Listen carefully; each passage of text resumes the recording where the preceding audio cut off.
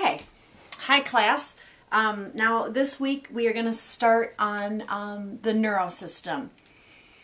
I love the neuro system, but it's very complicated. So what I'm going to do, I think there are about 6 chapters, and we're going to do this over 2 weeks.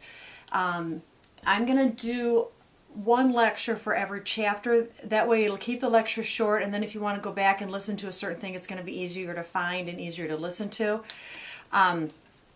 So this lecture that I'm doing now is going to be over chapter 65, and that's going to be the assessment of the neurosystem. It should be review, but it may have been a while, and it's really important to know how to do a good neuro assessment on your patients. So let's start with chapter 65, assessment of the neurofunctioning. This starts on page 1909. The first thing that I want to draw to your attention is the glossary. Some of those words in there are important to know if you're not familiar with them. And we'll go through them more throughout this lesson. A couple things I want to point out.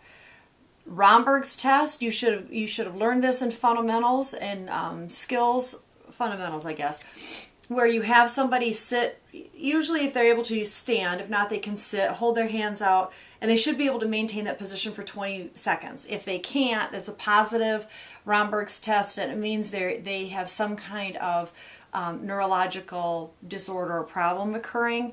The other thing is the Babinski's reflex test. That's the one where you have the person put their foot out and you run, like something not sharp, but not that it's going to hurt them.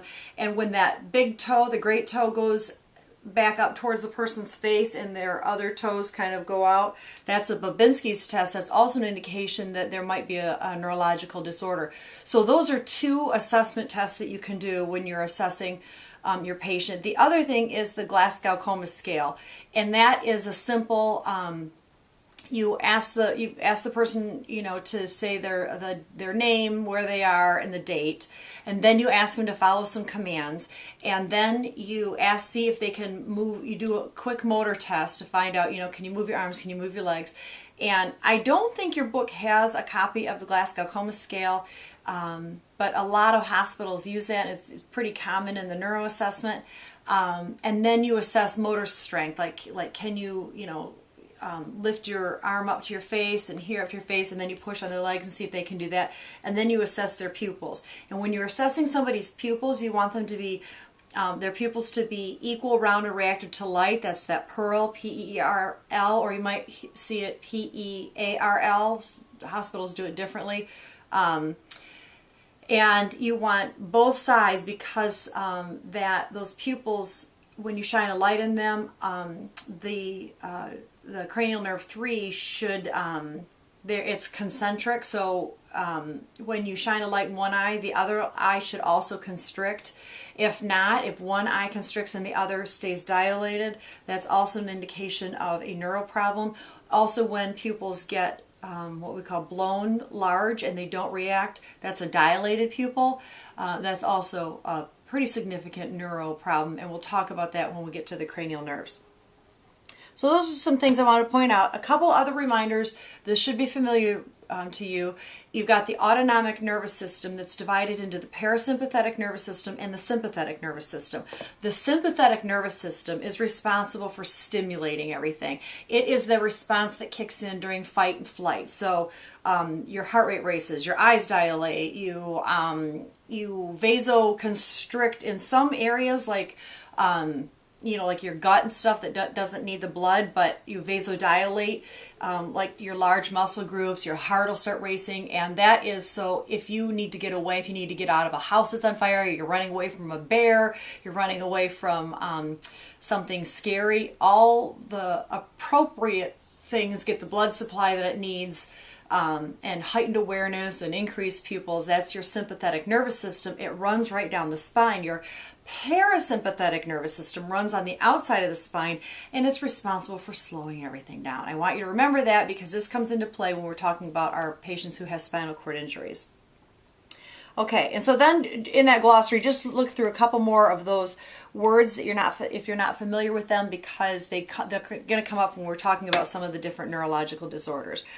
Okay, figure 65-1 is your common neuron. I need you to be familiar with that. That one is going to come into play when we're talking about the chronic neurological disorders, multiple sclerosis, Parkinson's, some things like that, because those chronic neurodisorders affect somewhere along that transmission of information along the nerves. So it can either be that that the nerves itself start deteriorating, like the nodes of Ranvier start deteriorating, the myelin sheath starts eroding, like in MS, the impulses there's not adequate a neurotransmitter like in Parkinson's.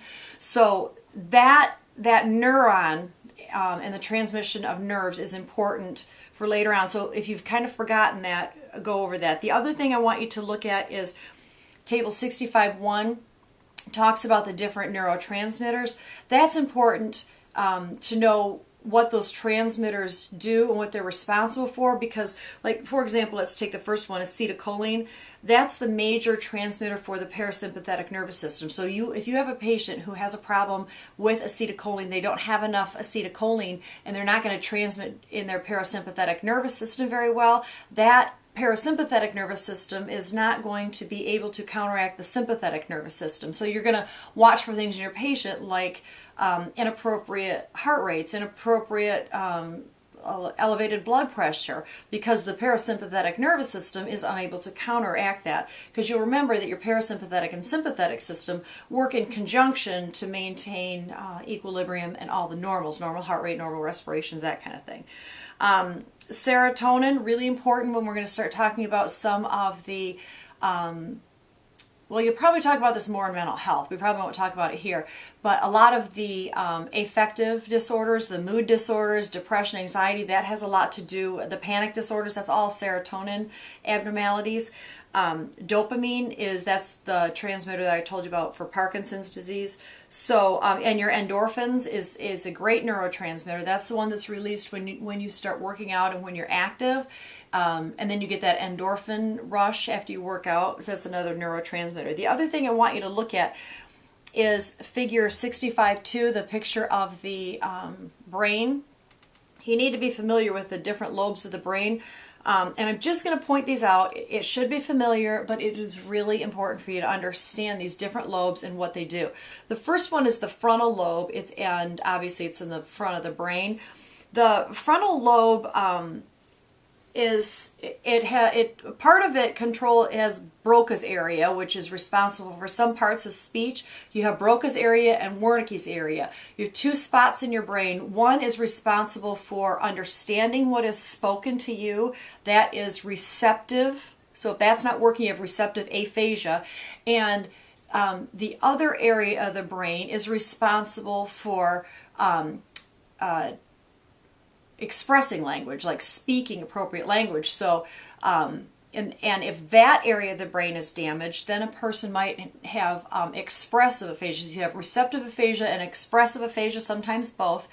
And both are equally as frustrating, because in one, the patient has no idea what you're saying to them, and in the other one, the patient has no way of coherently talking back. So, and the frontal lobe is responsible for personality, control of like inhibitions and stuff. So people that have strokes in that front area, oftentimes they have complete personality changes, which is very hard on family members. People who may have been very conservative all of a sudden are just crazy. They'll go out and party and drink or take risks that they normally would not have. So that's all controlled in the frontal lobe. The parietal lobe is just right behind the frontal lobe. And this is an important lobe because it identifies, it helps, it's like a sensory perception. So let's say I'm going to pick up this pen. I know my parietal lobe is telling me this is a pen. I'm going to take the cap off, and now I'm going to highlight things, or I'm going to write with this pen because my parietal lobe is working. And somebody's parietal lobe is damaged, they might pick this up. They might not be able to tell you what it is, and they won't be able to know what it does. I mean, they might think that they're going to brush their teeth with it, or toss it or something, and they lose that ability, and spatial perceptions. Like when they go to sit down, they might misinterpret how low the chair is, and they plop down too hard or something. That's in the parietal lobe. The temporal lobes are on the side of the head, and that has a lot to do with hearing and auditory perception, and interpretation of language and music. The occipital lobe is in the back, and obviously that one is for vision. And underneath the occipital lobe is the cerebellum, and the cerebellum is responsible for motor control. So that's your ability to move fluidly through the air. People that have problems with their cerebellum, cerebellar ataxia, these people get really jerky and kind of move like that. Huntington's chorea diseases, things like that, are in the cerebellum area, because that's all responsible for motor movement. The next thing I wanted to point out is the structures around the brain. I want you to understand this because we're going to talk about traumas and bleeds. So you need to understand what is the difference between a subdural hematoma and an epidural hematoma. Those are different kinds of bleeding in the brain that can occur. So you need to understand this figure 65-5, what the different structures are surrounding the skull. So you've got your brain right on top. Your brain is made up of gray matter and white matter. Right on top of the brain is the pia matter. It's a real thin covering on top of the brain. Then you have that arachnoid space. Then you have the dura matter, which surrounds all of the structures in the neurosystem. And you can have tears or bleeding above or below that dura, and then the cerebral spinal fluid covers the entire brain all the way up and down the spine. That's important for you to know. The other thing I wanted to point out is the circle of Willis. This is the blood vessels and the vessel structure in the brain. The circle of Willis is just this circle of arteries, kind of complex, in the brain. And this figure 65-6 is looking up underneath the brain. So if you were looking at somebody up like this, that's a picture of that in the circle of Willis. The reason this is important is when people start having strokes. And when it starts going up through those arteries, then you can see where in there that person, like where the clot lands. That's where, or if there's an aneurysm, oftentimes the aneurysms occur in the circle of Willis. So if it ruptures there, then you can see which area of the brain is going to be damaged. Also take a look at this paragraph about the blood-brain barrier on page 1913. You need to remember that the brain and let me back up. The brain is made up of just three things: the brain tissue itself, blood in the blood vessels, and the cerebral spinal fluid. That's it. And those three things work together to maintain normal intracranial pressure. We'll talk about that later. But the brain has this incredible ability to auto-regulate itself. So if there's too much of one thing, the other two compartments will minimize. For example, if your patient has high blood pressure, now the blood volume is too high, so the cerebral spinal fluid will it either won't produce as much, or it will reabsorb, things like that to accommodate, because now we have too much blood in the system. So those three things work in conjunction. Additionally, the blood-brain barrier, it protects itself from all kinds of stuff. There's a lot of medications that won't go into the brain because the brain will protect itself. So some of the drugs will say it crosses the blood-brain barrier. A lot of the dyes don't cross it. And you want that, because you don't want a lot of stuff up in your brain. So keep in mind about the blood-brain barrier. I also want you to know to look at figure 65-7 and figure 65-9. Also, look at those two things, because that is going to be important when we're talking about cerebral spinal injuries, because it matters where that spine is severed. the functioning after that will matter. And the next thing I want you to look at, if you don't remember, is table 65-2. It's important to know the 12 cranial nerves. Now keep in mind that the cranial nerves all come out of the cranium. So if you have a, and some of them, you know, some of them will go just to the face. So some of, if your patient has a spinal cord injury, like your oculomotor nerves and your facial nerves, those are not going to be affected by a spinal cord injury. But some of the lower ones that also have motor sensory functions that come out further down the spine may be affected in spinal cord injuries. The way that you can remember the 12 cranial nerves, I don't know if anybody ever told you this, but there's a little acronym for the 12. It says, on old Olympus towering tops, a Finn and German viewed some hops. So that's how you can remember, you know, that it's olfactory, optic, oculomotor, trochlear, all the way down. So do kind of look over table 65-2 so that you remember what the cranial nerves are and what they do. And if you'll remember, some cranial nerves are just sensory. Like some of them just help you feel things. Other ones help things move, like your motor ones, and some do both. It'll tell you there. Like for example, your facial nerve runs down, cranial nerve 7 runs down your face. It's responsible for the feeling you have in your face as well as your ability to move your face. That's all your cranial nerves, I mean your facial nerves. So review that. Figure 65-8 has a pretty good diagram of where some of those cranial nerves come out as well. Figure 65-10 on page 1916 is... it's a good, I like the diagram because it'll show you where down the spine certain things get innervated from. And that's important to know, that we'll talk about that too when we talk about spinal cord injuries.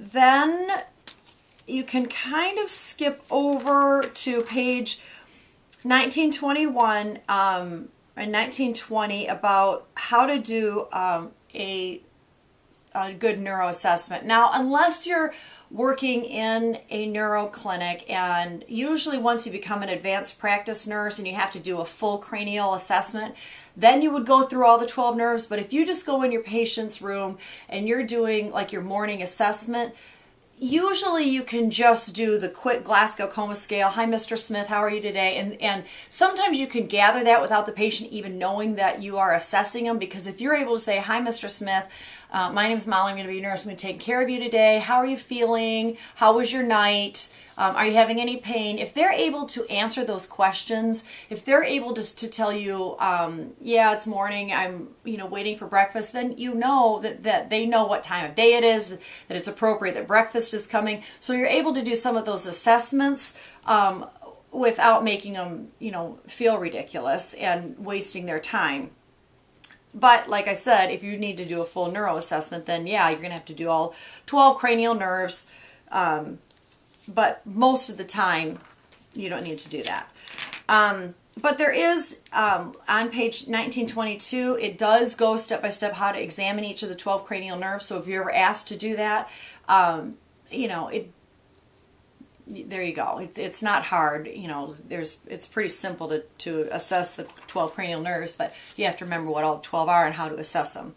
And then you go to motor strength. I already showed you. You're like, okay, Mr. Smith, can you pull, can you resist against my hand? And if they're laying down, and have them put their leg up and you push that down. Just see the resistance. Your patients who have had strokes or some debilitating diseases, might be weaker on one side. That's important as a nurse to document they're weaker on one side than the other. It's really important to notice that and document it in the chart that their left side is weaker than the right. Like let's say your right side is a +5 and your left side is a +3. That's important in the event that the patient has a head trauma or another stroke or something. You don't want to freak out when you assess them, find out that they're weaker on one side. If you have a good documentation, oh, they started out weaker on one side, that's their baseline. That's why it's important to document in the chart where your patient's baseline is. I already talked about the Romberg test. That's when you're assessing the motor system.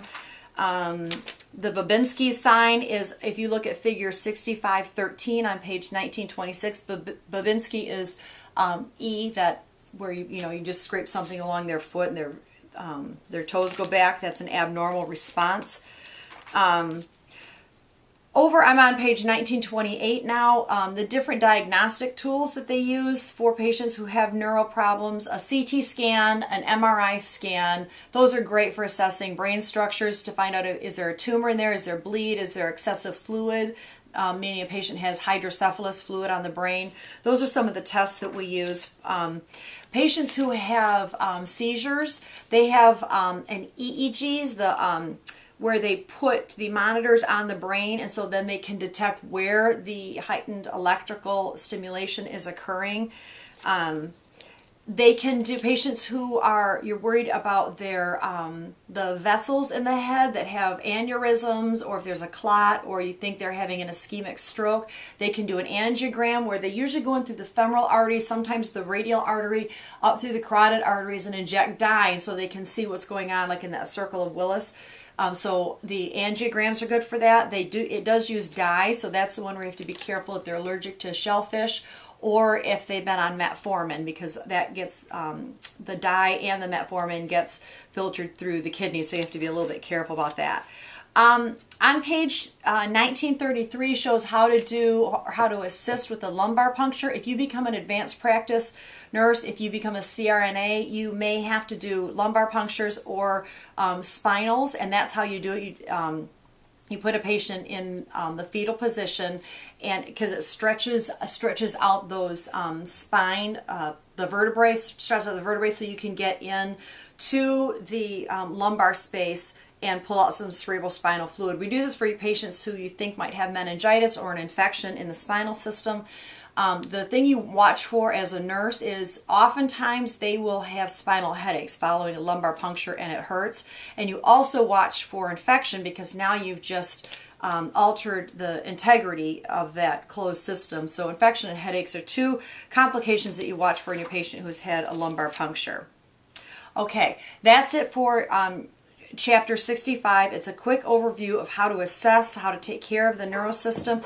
I'm going to stop here. I'll upload this, and then we'll move into Chapter 66, where we're actually going to start talking about some of the neuro disorders that can occur. Okay, that's it. That was short. See ya.